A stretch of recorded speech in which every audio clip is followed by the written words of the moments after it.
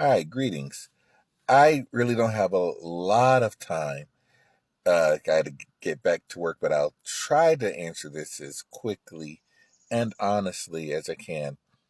So, this commenter uh, asked this question. It was on another poster's video, and thereby I couldn't respond to it in the traditional way. Another way to put it is in the form of the age-old question: why does God allow bad things to happen to good people? And the answer to that may seem like an oxymoron, but the more that you learn, the more you'll realize it's true. And the answer is love. And you're about to say, what? How could love allow such evil to occur? Um, when you fall in love with someone, you accept that person as they are. You love them for who they are. And hopefully, they feel the same way about you. But let's say that you're in a relationship and the person that you're in love with suddenly becomes very controlling. They tell you what to dress, how to dress. They tell you what to eat. And when I say tell you, it's not like saying, this is what I like. This is what I prefer. This is how I would how I would love things to be like. No, this is like, um, look, if you don't put on that dress that I picked out for you, I know you're grown, but I know better. So if you don't put on that dress that I picked out for you, there's going to be repercussions. And let's say that you don't put on that dress because it's too hot and you want to wear something more comfortable. And then that person starts to use you as a meat tenderizer. They start to go upside your head. Would you call that love? Would you call it love if you happen to get off work late, or let's say that you had some let's say that you had band practice or football practice or cheer or whatever after school activity you had, and you promised the one that you loved that you would text them as soon as you got off of practice or whatever activity. And then when you get home, you find them waiting for you, and they're waiting for you with a bat or a piece of plywood, and they start to wail upside you, beating you in your ribs and your legs. And I mean, these type of things happen, y'all. So let's say that happens. Would you say that is love?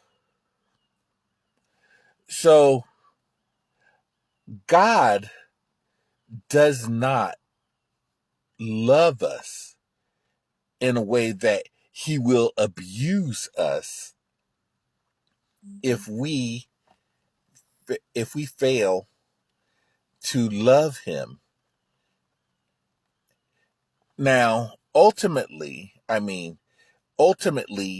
where we spend eternity is a choice. It is a bilateral choice. Either you're with him or you go the other place. You're with the enemy. But he doesn't force anybody. And this is even before um, Jesus Christ, Yeshua, became Emmanuel. Well, let me put it this: Emmanuel being God is with us, parentheses, in the flesh. The word has always been. We're getting really deep here. But God, um, after he created man,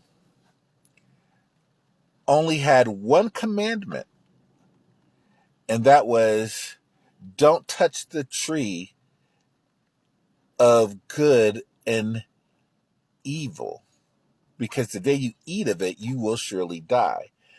Well, why would he even plant it there? Because, again, it's about choice. And love is about choice. And even if we truly love someone and they reject us, it doesn't mean that we turn off the water faucet and the love faucet and we stop loving them in an instant. We're still going to love them. And in fact, you may still care for that individual that rejected you. You made a confession to them, as we say in anime and manga. You confessed and they rejected you. And oftentimes in anime or manga, the person who makes the confession will say, I wish you love and I wish you happiness. Being gracious doesn't mean that their heart isn't aching, doesn't mean that they stopped loving them. It just means that they were rejected. And so even before there was a Calvary, even before there was a cross, there was always love. And it was always about choice. Why does God things allow bad things to happen to good people? It's about choice. And he's always there wanting man to find a better way. He's always there wanting man to really discover why they were created, to come into the knowledge of their true purpose, their true design. It's always about choice. There will come a day when the creator of the universe will visit this planet and will press the stop button on time. And one day, the perpetrators of these crimes and all others will receive divine, everlasting punishment that they chose for themselves.